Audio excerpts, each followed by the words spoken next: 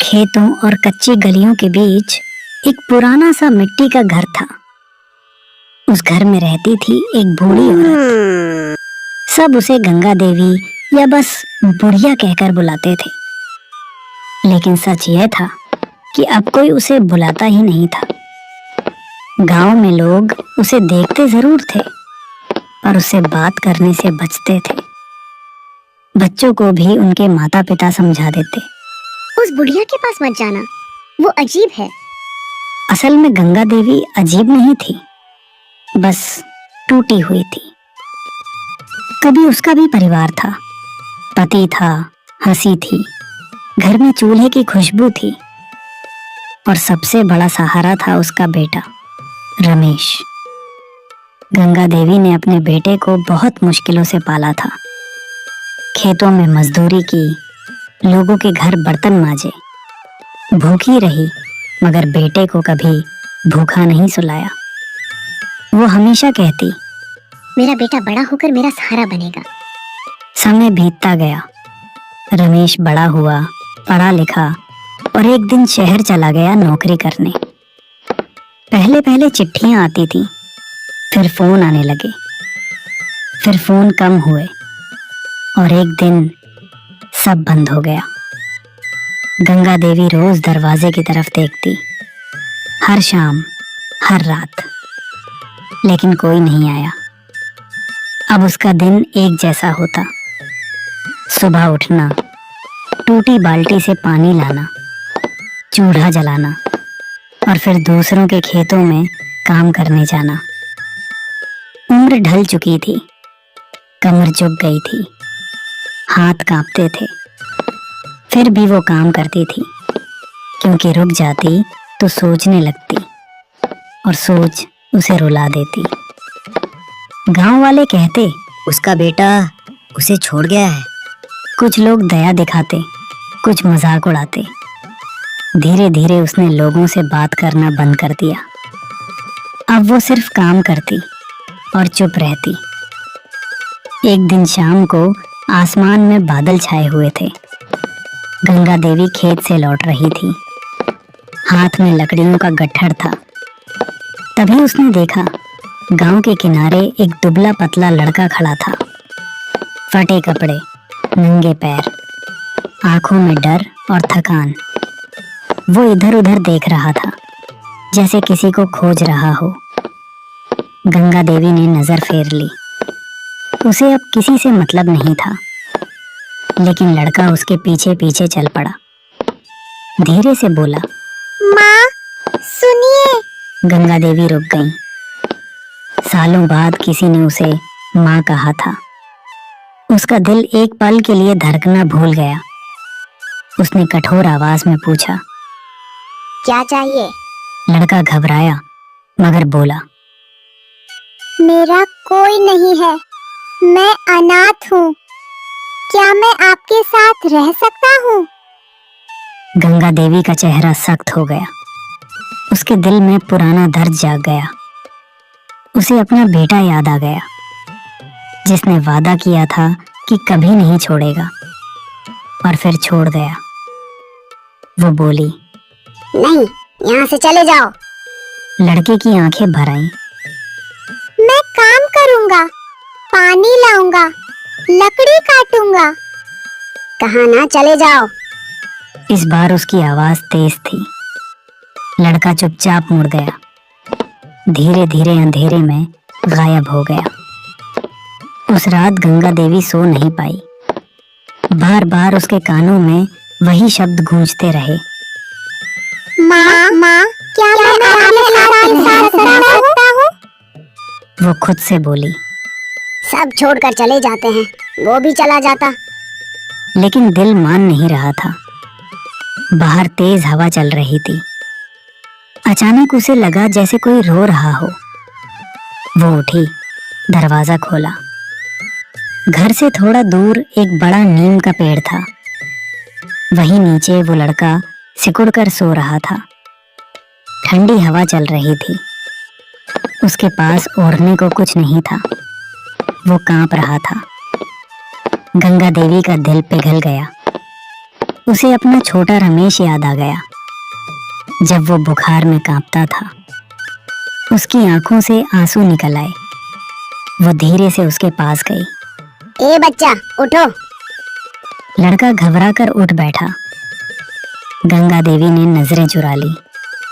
धीरे से बोली, चलो मेरे साथ। लड़का उसके पीछे पीछे घर आया। घर छोटा था, टूटा हुआ था, लेकिन उस रात पहली बार उसमें किसी अपने की आहट थी। गंगा देवी ने उसे रोटी दी। लड़का ऐसे खा रहा था जैसे कई दिनों से भूखा हो। वो उसे देखती रही। दिल में अजीब सी गर्माहट थी। उसने पूछा, नाम क्या है तुम्हारा? राजू। माता पिता? याद नहीं, बचपन से अकेला हूँ। गंगा देवी चुप हो गई। दो अकेले लोग, एक ही छत के नीचे। अगली सुबह गंगा देवी उठी तो आंगन साफ था, पानी भरा हुआ था। चूल्हे के पास लकड़ियां रखी थीं।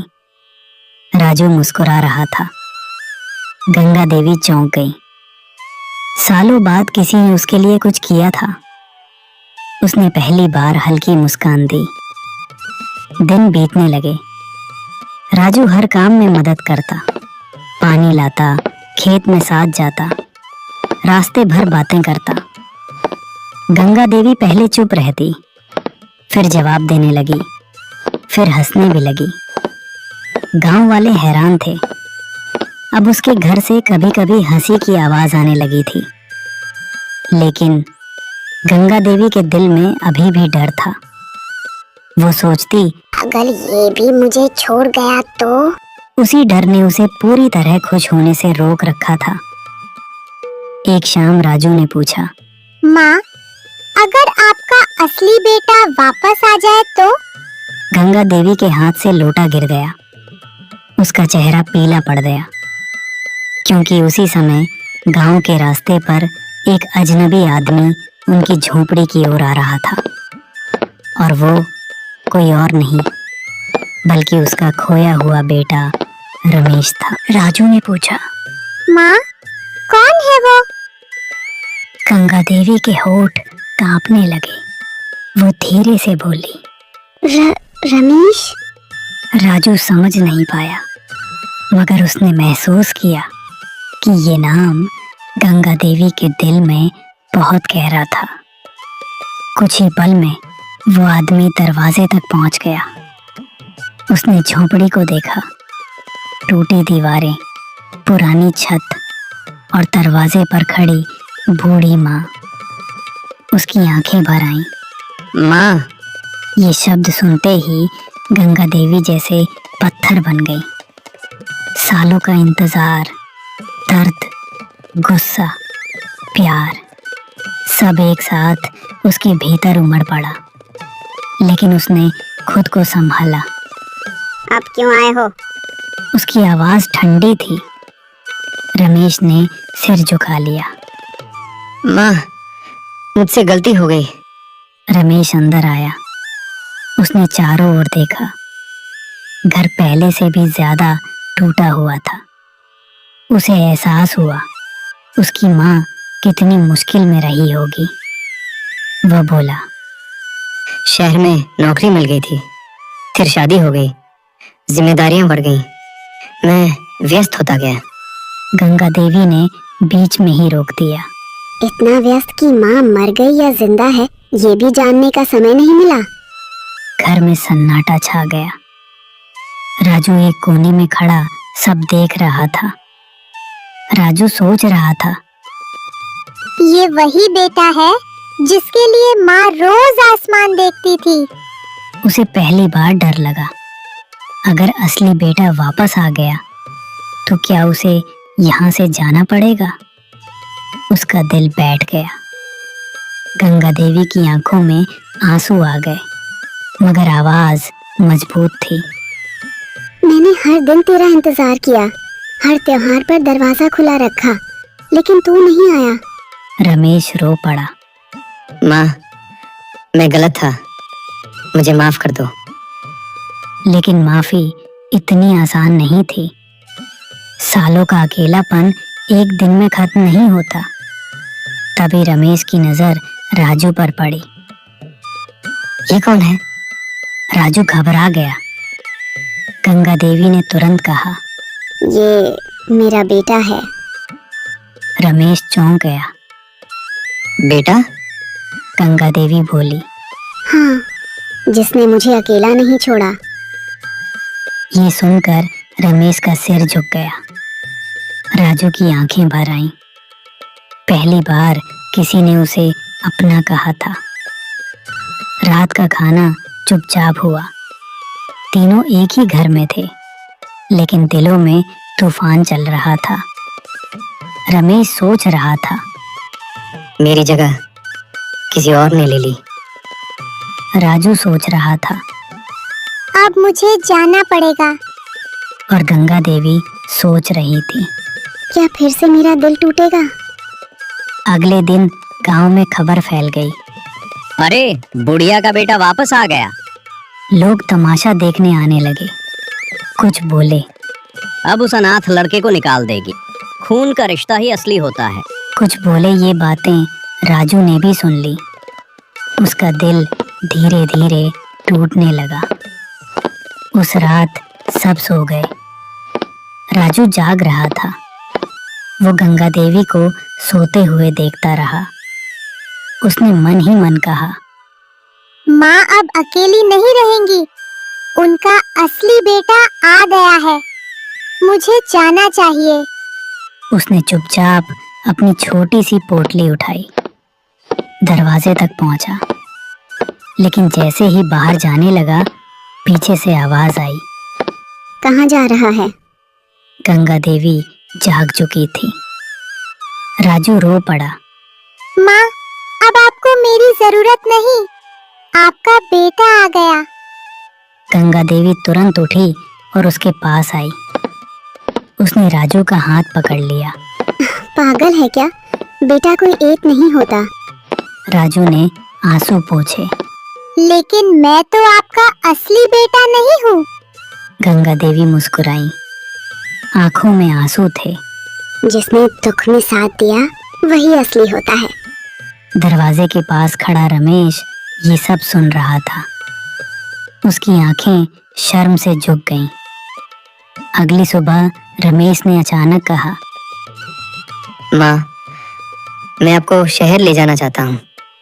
वहाँ अच्छा घर है, इलाज है, आराम है। गंगा देवी चुप रही।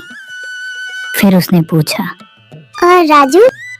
रमेश कुछ पल चुप रहा और बोला, वो यहाँ ही रह जाएगा। राजू का दिल जैसे रुक गया। गंगा देवी की आंखों में फिर वही पुराना दर्द लौट आया। अब उसे फैसला करना था, खून का रिश्ता चुने या दिल का। सुबह का समय था।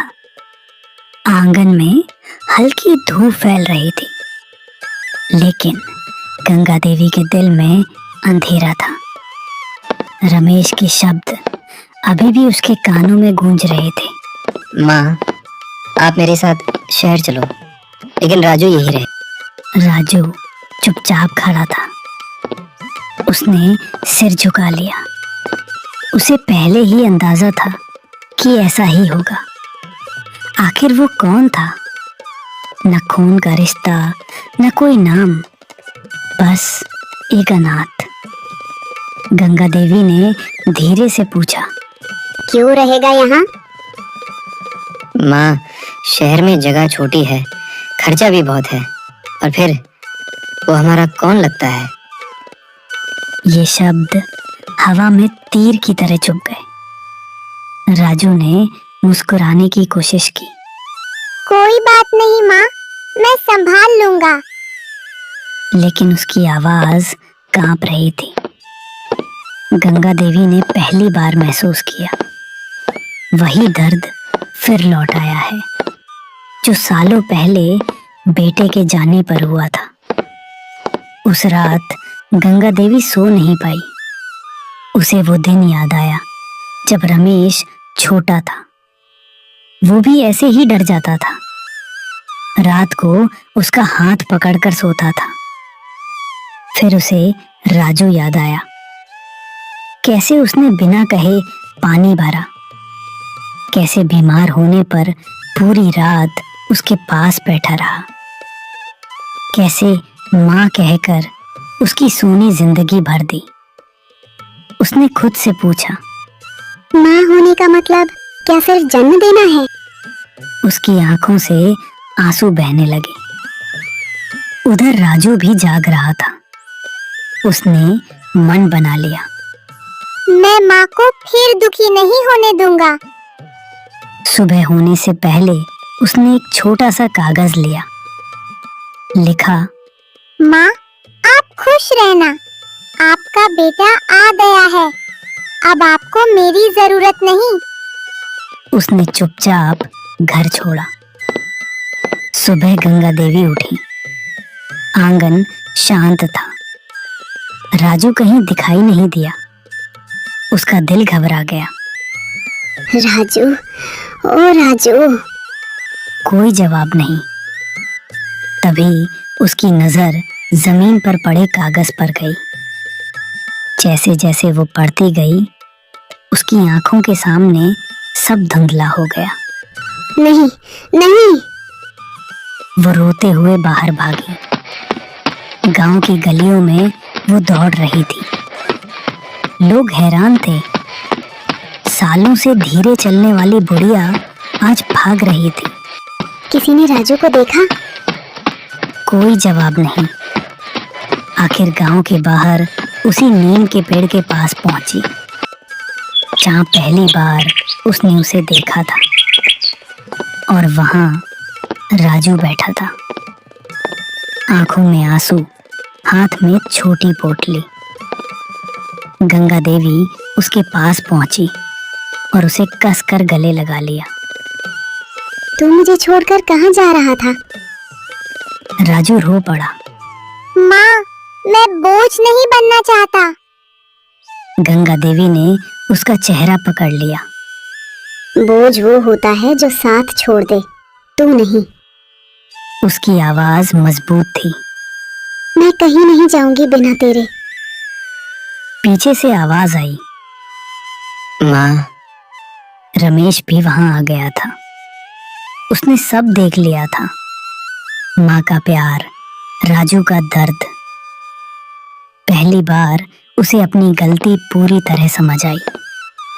वो धीरे से बोला, माँ, मैं हार गया। दोनों उसकी तरफ देखने लगे। मैंने सोचा था पैसा और शहर की जिंदगी सब कुछ है, लेकिन आज समझ आया परिवार साथ से बनता है, खून से नहीं। उसकी आंखों से आंसू गिरने लगे। रमेश राजू के सामने आया। मुझे माफ कर दो, मैंने तुम्हें पराया समझा। राजू घबरा गया। नहीं भैया। रमेश ने उसे गले लगा लिया।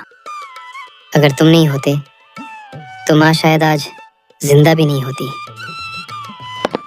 गंगा देवी की आंखों में खुशी के आंसू थे। सालों बाद उसका परिवार फिर पूरा लग रहा था। माँ, अब फैसला आप करें। गंगा देवी मुस्कुराई। फैसला आसान है। दोनों उसकी ओर देखने लगे। मैं कहीं नहीं जाऊंगी, मेरा घर यही गांव है। रमेश चौंका। लेकिन माँ, अगर तू सच में मेरा बेटा है तो यहीं रहकर नया घर बना। कुछ पल की चुप्पी। फिर रमेश मुस्कुरा दिया। ठीक है माँ, अब मैं कहीं नहीं जाऊंगा। दिन बदलने लगे। रमेश ने गांव में ही छोटा काम शुरू किया। घर की मरम्मत हुई, टूटी दीवारें ठीक हुई, छत नहीं बनी। अब उस घर से हर दिन हंसी की आवाज आती थी।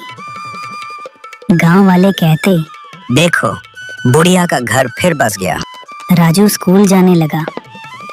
रमेश उसे पढ़ाता और गंगा देवी आंगन में बैठकर दोनों को देखती, मुस्कुराती रहती। एक दिन राजू ने पूछा। माँ, मैं सच में आपका बेटा हूँ ना? गंगा देवी ने उसे गले लगाया। बेटा वो नहीं जो सिर्फ जन्म ले, बेटा वो है जो दिल में जगह बना ले। रमेश बोला। तो हम दोनों आपके बेटे हैं। तीनों हंस पड़े। समय ने गंगा देवी को एक बड़ी सीख दी। रिश्ते खून से नहीं, अपनापन और साथ से बनते हैं। जो सुख में साथ दे वो अपना हो सकता है, लेकिन जो दुख में साथ दे वही परिवार होता है। अब वो कभी अकेली नहीं थी, क्योंकि उसका घर अब सच में घर बन चुका था।